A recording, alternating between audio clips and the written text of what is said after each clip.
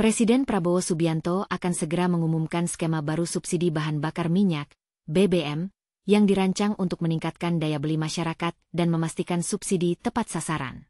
Menteri Energi dan Sumber Daya Mineral, ESDM, Bahlil Lahadalia mengungkapkan bahwa skema ini akan mengadopsi metode blending, yaitu kombinasi antara subsidi barang dan bantuan langsung tunai, BLT. Rincian skema baru. Blending subsidi. Skema ini akan mencakup dua bentuk penyaluran, yaitu subsidi barang, diberikan untuk komoditas tertentu seperti Pertalite dan solar subsidi. Bantuan langsung tunai, BLT diberikan kepada masyarakat yang memenuhi syarat, terutama yang berpendapatan menengah ke bawah.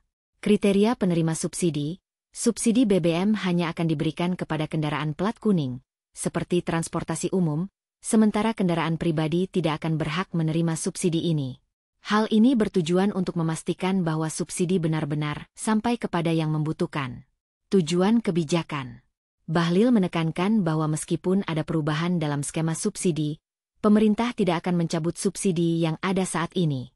Tujuan utama dari kebijakan ini adalah untuk menjaga daya beli masyarakat di tengah perubahan ekonomi, memastikan bahwa penerima subsidi adalah mereka yang benar-benar membutuhkan, sehingga mengurangi ketidakadilan dalam distribusi subsidi yang selama ini ada.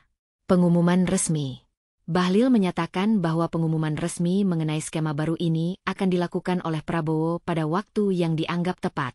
Dia juga menegaskan pentingnya satu data yang akurat untuk menentukan siapa saja yang berhak menerima bantuan, dengan melibatkan berbagai kementerian dan lembaga untuk mengumpulkan dan menyelaraskan data. Dengan langkah-langkah ini, pemerintah berharap dapat menciptakan sistem subsidi yang lebih efektif dan adil bagi masyarakat Indonesia. Skema blending subsidi BBM yang akan diterapkan oleh pemerintah Indonesia merupakan kombinasi dari dua bentuk penyaluran subsidi, subsidi barang dan bantuan langsung tunai, BLT. Berikut adalah cara kerja skema ini. Cara kerja skema blending subsidi BBM. Dua bentuk subsidi. Subsidi barang. Ini akan diberikan untuk produk BBM tertentu, seperti Pertalite dan solar subsidi, yang ditujukan khusus untuk kendaraan plat kuning, yaitu transportasi umum. Dengan demikian, hanya kendaraan yang berfungsi sebagai angkutan umum yang dapat mengakses subsidi ini. Bantuan langsung tunai, BLT sebagai tambahan, pemerintah akan memberikan BLT kepada masyarakat yang memenuhi syarat, terutama untuk membantu kelompok berpendapatan rendah. BLT ini bertujuan untuk meningkatkan daya beli masyarakat di tengah perubahan skema subsidi. Tujuan skema. Skema ini dirancang untuk memastikan bahwa subsidi tepat sasaran, yaitu hanya diberikan kepada mereka yang benar-benar membutuhkan. Dengan cara ini, pemerintah berharap dapat mengurangi ketidakadilan dalam distribusi subsidi yang sering terjadi sebelumnya. Selain itu, skema ini juga bertujuan untuk menjaga daya beli masyarakat selama transisi kebijakan subsidi. Data dan kriteria penerima.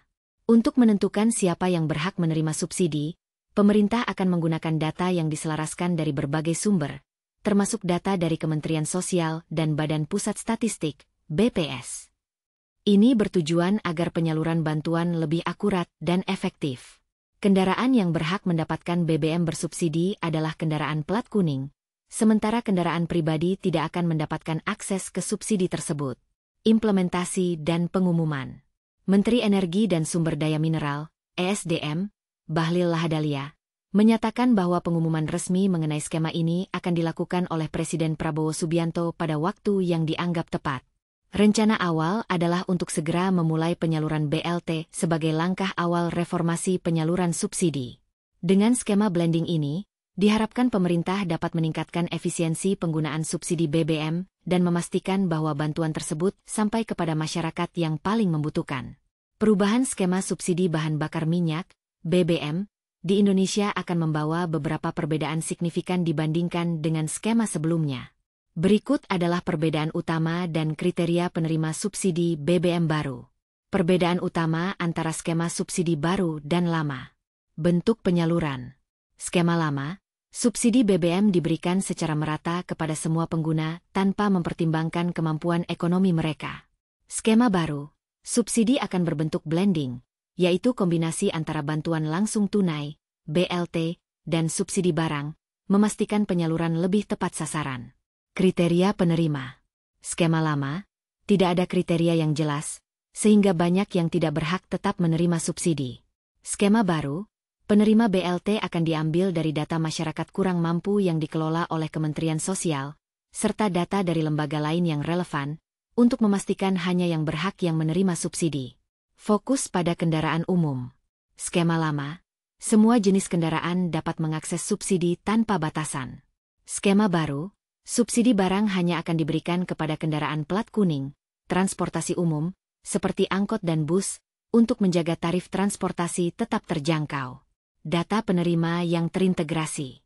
Skema lama, penggunaan data penerima subsidi tidak terintegrasi, mengakibatkan banyak penyalahgunaan. Skema baru akan menggunakan satu data terpadu yang diselaraskan oleh Badan Pusat Statistik, BPS, sehingga lebih akurat dalam menentukan siapa yang berhak menerima subsidi. Siapa saja yang berhak menerima subsidi BBM baru? Masyarakat miskin dan rentan miskin, dikenal melalui data terpadu kesejahteraan sosial, DTKS. Kelompok ini menjadi prioritas utama dalam penyaluran subsidi. Kendaraan umum, hanya kendaraan plat kuning, seperti angkot dan bus, yang akan menerima subsidi barang untuk menjaga tarif transportasi tetap stabil. Usaha mikro, kecil, dan menengah, UMKM sektor ini akan mendapatkan perhatian khusus karena rentan terhadap fluktuasi harga energi. Petani dan nelayan, mereka yang memerlukan BBM untuk operasional pertanian dan perikanan juga akan menjadi penerima utama subsidi. Sektor industri tertentu, sektor-sektor yang mendukung kebutuhan dasar masyarakat, seperti ketahanan pangan, juga akan diutamakan dalam penyaluran subsidi. Dengan perubahan ini, pemerintah berharap dapat meningkatkan efisiensi penggunaan dana subsidi dan memastikan bantuan tersebut sampai kepada masyarakat yang benar-benar membutuhkan.